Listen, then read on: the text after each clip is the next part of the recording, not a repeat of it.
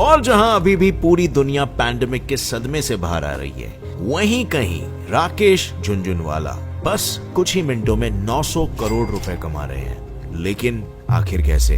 वो तो मैं आपको बताऊंगा ही, लेकिन उससे पहले हम थोड़ा सा इन महाशय के बारे में भी तो जान ले। दरअसल ये इंडिया के सबसे बड़े इन्वेस्टर्स और ट्रेडर्स में से एक है, जिन्हें इंडिया का वॉरेन बफेट भी कहा जाता है। लेकिन शुरुआती दिनों में उनके पिता ने उनसे ये कह दिया था कि ना तो मुझसे ना किसी दोस्त से स्टॉक मार्केट में पैसे डालने के लिए मांगना। और तब उस वक्त सिर्फ 5,000 रुपए से राकेश झुनझुनवाला ने स्टॉक मार्केट की दुनिया में कदम रखा था। और आज उनकी नेटवर्थ पूरे 45,000 करोड़ रुपीस हो चुकी है। मगर आखिर क्या किया उन्होंने कि सिर्फ 5,000 रुपए से उनकी नेटवर्थ आज सीधे 45,000 करोड़ रुपीस हो गई? और क्यों बुलाया जाता है इन्हें इंडिया का वॉरेन बफेट? इन सारे सवालों के जवाब और राकेश झुनझुनवाला के कुछ stock market tips and secrets जानेंगे हम in today's video titled Rakesh Jhunjhunwala India's Warren Buffett. 5 जुलाई 1960 में एक मारवाड़ी फैमिली में जन्म लेने वाले फ्यूचर इन्वेस्टर राकेश झुनझुनवाला के पिता कोई अंबानी या टाटा बिरला जैसे नहीं थे, बल्कि इनकम टैक्स डिपार्टमेंट के कमिश्नर थे। लेकिन उनके पिताजी को स्टॉक मार्केट में काफी दिलचस्पी थी। वो अक्सर अपने दोस्तों के साथ स्टॉक मार्केट में हो रहे उतार चढ़ाव के बारे में बात करते थे। और इनकी ये सारी बातें सुनता था उनका 9 साल का बेटा राकेश, जिसने एक दिन एक बहुत ही बड़ा सवाल पूछा कि आखिर स्टॉक मार्केट में हर दिन इतने उतार चढ़ाव क्यों होते हैं? जिस पर उनके पिताजी ने उनसे कहा कि रोज न्यूज़पेपर में आ रहे स्टॉक मार्केट की न्यूज को स्टडी करें और देखें कि किस तरह जब न्यूज़पेपर में किसी स्टॉक की खबर आती है, वैसे ही उसके शेयर्स के दाम फ्लक्चुएट होते हैं। और उनकी इस सलाह ने 9 साल के राकेश को इस कदर प्रभावित कर दिया कि उन्होंने स्टॉक मार्केट में ही करियर बनाने की ठान ली। पर उस वक्त उन्होंने राकेश को एक सलाह दी कि वो स्टॉक मार्केट में पूरी तरह घुसने से पहले अपनी पढ़ाई पूरी कर ले, ताकि अगर स्टॉक मार्केट देने से साफ साफ इनकार कर दिया था और ये भी कहा था कि वो किसी से भी पैसे उधार भी न ले।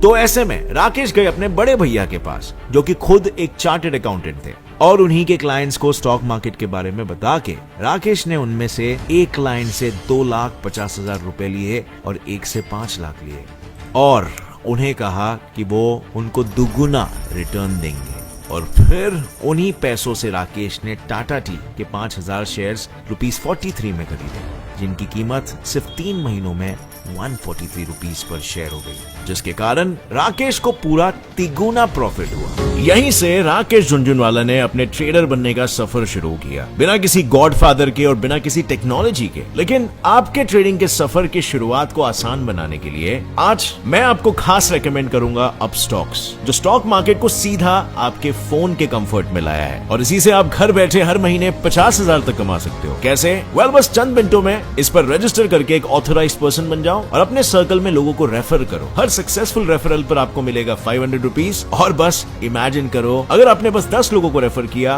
और सभी ने अपस्टॉक्स अकाउंट बनाए, तो बस घर बैठे बैठे आप 5,000 रुपए कमा सकते हो। Not only that, there are other options as well to earn more than 500 rupees per referral. Plus, जब आपके रेफर्ड कस्टमर कोई ट्रेड प्लेस करेंगे, तब उस पर भी आपको एक पर्टिकुलर परसेंटेज का ब्रोकरेज कमीशन मिलेगा। और ये सिर्फ ब्रोकरेज तक ही सीमित नहीं है, आप इस पर दूसरे इन्वेस्टमेंट अपॉर्चुनिटीज भी एक्सप्लोर कर सकते हो, जैसे कि stocks, mutual funds, IPOs, futures, options और बहुत कुछ। और इसे इस्तेमाल करना बहुत ही सिंपल, इजी और सिक्योर है। और इसी के कारण आज 60 लाख से भी ज्यादा लोग अपस्टॉक से जुड़कर अपनी जिंदगी बदल रहे हैं। लेकिन अपस्टॉक का तो बेस्ट पार्ट यही है कि इट इज डैम अफोर्डेबल। इस पर अगर लोग इंट्राडे डिलीवरी पे ट्रेड करना चाहे या फ्यूचर्स और ऑप्शंस को एक्सप्लोर करना चाहे, तो उन्हें सिर्फ और सिर्फ 20 रुपए पर ऑर्डर लगता है। बट अब स्टॉक्स की अच्छाइयां यहीं पर खत्म नहीं होती। इन सारी चीजों के साथ ही आपको स्टॉक मार्केट के रिलेटेड सारे न्यूज अपडेट्स और हर स्टॉक के चार्ट्स और फाइनेंशियल डेटा भी यहीं पर मिल जाएगा, ताकि आप अपनी इन्वेस्टमेंट की जर्नी की शुरुआत और स्ट्रॉन्ग कर सको। और अब स्टॉक्स के कारण अब आपको न्यूज़पेपर्स पढ़ के रिसर्च करने की कोई जरूरत नहीं, उसमें बहुत टाइम वेस्ट होता है। आप सीधे इनके लर्निंग वीडियोस को देख घर बैठे ट्रेडिंग सीख सकते हो।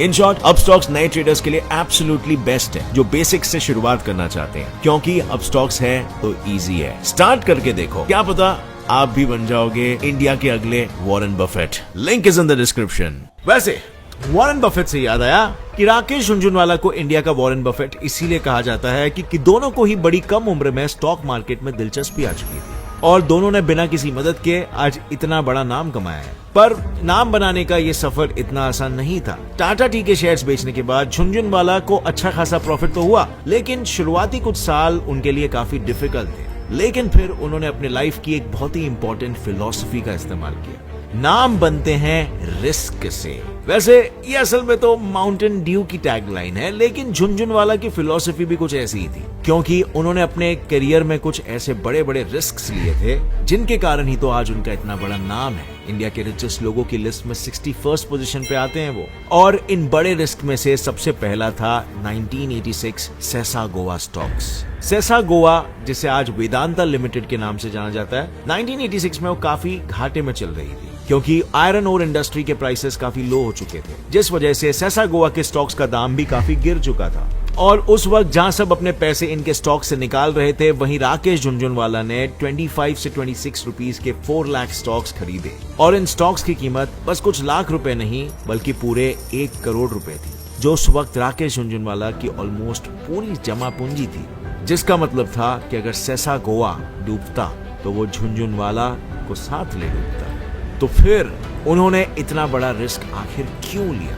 वो इसीलिए क्योंकि किसी भी स्टॉक में इन्वेस्ट करने से पहले झुनझुनवाला उस कंपनी और इंडस्ट्री के बारे में पूरी जानकारी निकाल ले गए थे। उन्हें पता था कि दुनिया भर में इंडिया आयरन और स्टील के लीडिंग इंपोर्टर्स में से एक है, और इन रिसोर्सेज की कीमत फिलहाल कम क्यों ना हो, इनकी डिमांड कभी खत्म नहीं होने वाली है। और इसीलिए अपने गट्स को ट्रस्ट करते हुए उन्होंने ये बड़ा रिस्क उठाया, जिसका फल उन्हें कुछ ऐसा मिला कि सेसा गोवा के शेयर्स अगले साल ही पूरे 20 से 25% बढ़ गए। अब माउंटेन ड्यू बड़ा रिस्क नंबर 2 पे आता है उनका 1989 का रिस्क। दरअसल 1989 में नेशनल बजट अनाउंसमेंट के पहले पूरा स्टॉक मार्केट ठंडा पड़ गया था, क्योंकि लोगों को लग रहा था कि वीपी सिंह की सरकार का बजट बिजनेस फ्रेंडली नहीं है, बल्कि पब्लिक फ्रेंडली होने वाला है। लेकिन हमेशा की तरह राकेश झुनझुनवाला दुनिया से अलग दिशा में ही सोचते थे। जहां सब लोग मार्केट से अपने पैसे निकाल रहे थे, वहीं उन्होंने अपना पूरा पैसा मार्केट में लगा दिया। किस्मत ने एक बार फिर उन्हें उसी चौखट पर खड़ा कर दिया कि बस एक पैर आगे पीछे और सीधे खाई। पर जैसे ही बजट अनाउंस हुआ, लोगों को रियलाइज हुआ कि अपने वीपी भैया गलत नहीं थे। बजट तो बिल्कुल बिजनेस फ्रेंडली है। और फिर क्या, लोग फिर से मार्केट में भीड़ करने लगे, स्टॉक्स की कीमत बढ़ी और झुनझुनवाला की नेटवर्थ 20% और ज्यादा बढ़ गई with in a matter of months. अब इसमें उनकी रिस्क टेकिंग बिहेवियर ने तो उनका साथ दिया ही, लेकिन साथ ही उनके इंस्टिंक्ट्स ने भी उनका साथ दिया। दरअसल उनका पूरा विश्वास था कि वीपी सिंह का बजट बिजनेस फ्रेंडली ही होगा, क्योंकि वीपी सिंह खुद बिजनेस बैकग्राउंड से रह चुके थे और वो पहले मिनिस्टर ऑफ कॉमर्स भी थे। पर अपने जिंदगी का सबसे बड़ा रिस्क और सबसे बड़ा प्रॉफिट तो उन्होंने 1992 के हर्षद मेहता स्कैम के टाइम पे कमाया था, और उस वक्त उनका साथ दिया नन अदर देन झुनझुनवाला के गुरु राधाकिशन दमानी। उन्होंने ही झुनझुनवाला को उस समय ये बताया कि मार्केट बहुत तेजी से बहुत ज्यादा बढ़ रहा है, जरूर कोई स्कैम है, इसीलिए तू स्टॉक्स को शॉर्ट सेल कर। और फिर क्या, दमानी जी की बात सही निकली और झुनझुनवाला ने उस समय अपनी लाइफ का सबसे बड़ा प्रॉफिट कमाया। अब अगर आप ये नहीं जानते कि शॉर्ट सेलिंग क्या होता है, तो उसके बारे में राधाकिशन दमानी जी के एक वीडियो में मैंने बताया है, जिसमें आप ये भी जान जाओ कि राधाकिशन दमानी जी कौन थे। वो बेसिकली डी मार्ट के फाउंडर है, और उस वीडियो में मैंने ये भी बताया कि उन्होंने डी मार्ट के बिजनेस को कैसे ग्रो किया, जिसे आप ऊपर आई बटन को क्लिक करके देख सकते हो। लेकिन इस वीडियो के बाद जाना, क्योंकि आगे इस वीडियो में और भी माल मसाला है। लेकिन अब सिर्फ रिस्क लेकर ही राकेश झुनझुनवाला आज की मुकाम तक नहीं पहुंचे। उनकी एक दूसरी सबसे अहम फिलॉसफी है हैव पेशेंस। अब वैसे तो ये फिलॉसफी सुनने में बहुत ही कॉमन और क्लीशे लगती है, हर कोई कहता है यार बी पेशेंट, हैव पेशेंस, मगर स्टॉक मार्केट की दुनिया में ना ये एडवाइस असल में बहुत इंपॉर्टेंट है, क्योंकि स्टॉक मार्केट में इन्वेस्ट करने वाले लोग अक्सर मार्केट को थोड़ा सा गिरता देखकर अपनी जी मचलाने लगते हैं, अपने पैसे निकालने लग जाते हैं। लेकिन मार्केट में उतार चढ़ाव होते रहता है, और एक ट्रेडर को यह पता होना जरूरी है कि अपने पैसे को कब निकालना चाहिए, और उसके लिए पेशेंस होना सबसे इंपॉर्टेंट है। और झुनझुनवाला जी के पेशेंस का एकमात्र एग्जाम्पल है उनके टाइटन के स्टॉक्स, जो उन्होंने 5 रुपए में 2002 और 2003 में खरीदे थे, और बस सिर्फ कुछ ही सालों में उन स्टॉक्स की कीमत 80 रुपए हो गई और फिर से 30 रुपए पे गिर गई। अब ऐसे में नॉर्मल इन्वेस्टर्स सोचते हैं कि स्टॉक्स और गिरे इससे पहले निकाल लेता हूं, एटलीस्ट 25 रुपए पर स्टॉक जितना तो प्रॉफिट हो रहा है। लेकिन राकेश झुनझुनवाला ने ऐसा बिल्कुल नहीं किया, क्योंकि उन्होंने देखा कि ना तो कंपनी की अर्निंग्स कम हुई है और ना ही वो लॉस में जा रही है। उन्हें पता था कि टाइटन और ग्रो करेगी, एंड गेस व्हाट, उसने किया भी, क्योंकि उस कंपनी के फंडामेंटल्स स्ट्रॉन्ग थे।